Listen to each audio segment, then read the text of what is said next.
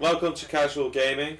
I'm James, and today I'm going to be explaining Insurgency to you.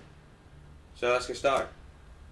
Insurgency is a hardcore close quarters combat game. It's basically a Counter-Strike style game. Run by the Source engine, it gives the game great netcode, as you will probably know if you played Call of Duty. If you die, you have to wait until the point is captured by your team. So basically, you have one life until you get a new point, and you need to work together like you do in Battlefield and get to the last point of the enemy team spawn. Try not to kill each other because, as I said, it's a hardcore game. There are over 20 weapons that you can use there with numerous attachments, like a normal first-person shooter. There are no crosshairs, so you can't have accurate hit fire unless you have a laser sight. The game focuses on realistic weapon behaviour, including the free aim system and intense suppression effects. So basically, it's got very accurate recoil, so there's quite a lot of recoil basically. You have 12 multiplayer and cooperative maps that take place in 6 distinctive environments, ranging from Iraq to Afghanistan to Somalia. There are 5 multiplayer game modes supporting up to 32 players with a focus on territorial control, destroying weapon caches and escorting high value targets. There are 2 cooperative game modes where you and your friends team up to complete mission based objectives or defend an outpost against waves of swarming enemies. It's a squad based communication system which includes 3D VoIP. VoIP stands for Voice over Internet Protocol, allowing friendly and enemy players within proximity to hear you. There's also overhead map detailing objective and teammate locations. So basically there's a large map that I think you press the M key, and there's a large map that comes up like you do in Battlefield when you press the M key. There's also supply caches to customise and upgrade your gear throughout the game. So you can change your gear whenever you like, basically, if you find a cache. But it does affect your weight and stamina and movement speed. So if you grab the extra armor or whatever, you do lose points for it. But you also you basically run slower. You get out of breath easier. So when you come up to aim, you still your reticles floating around. There's also a simplified HUD and a UI for a clean look, so there's no clutter like there is in Battlefield. God, they need to sort that out. There's a highly immersive particle effects and audio to intensify the game experience, which the marks I've seen, it's very good. You can create custom maps and content using the Insurgency SDK and the scripting system, which probably nobody will do anyway. It's playable on Mac OS X and PC. It supports multiplayer cross compatibility as well, and you can also have dedicated server support for Linux and PC.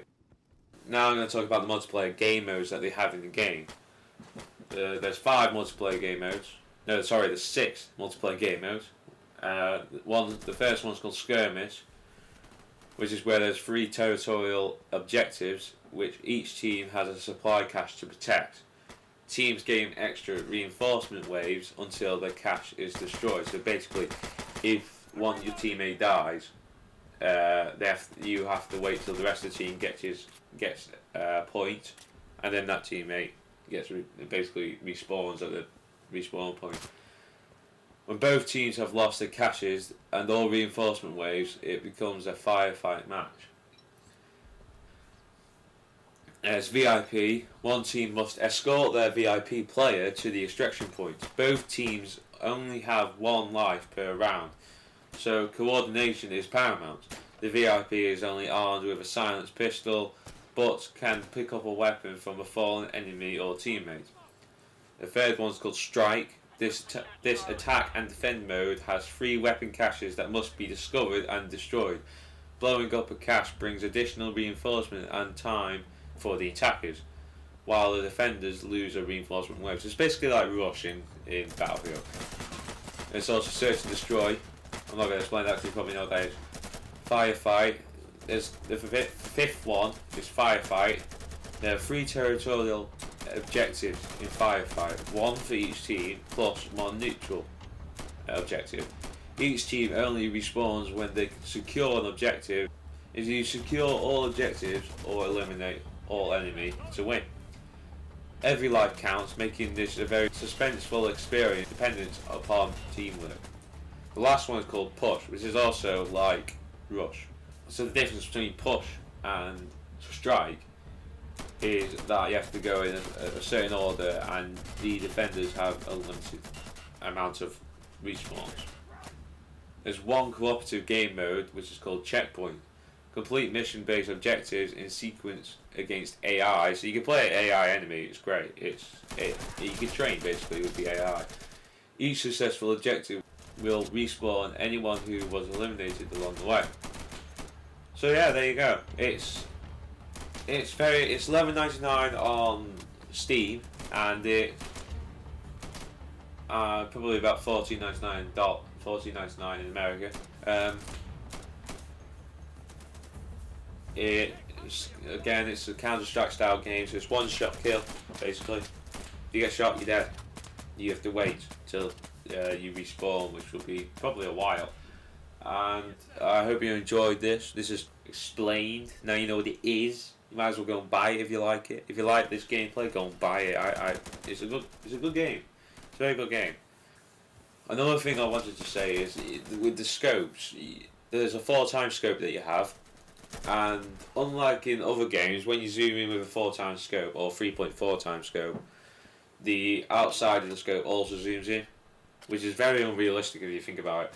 But on this game, it just zooms in where the scope is, not the outside. So the outside is a normal distance away from you, if that makes sense. And then the scope actually zooms in itself. So it looks weird, but it's very cool. You'll see it. You may have seen it in the video. But yeah, this is James from Casual Gaming. Rate, like, subscribe, and I'll see you next time. Bye.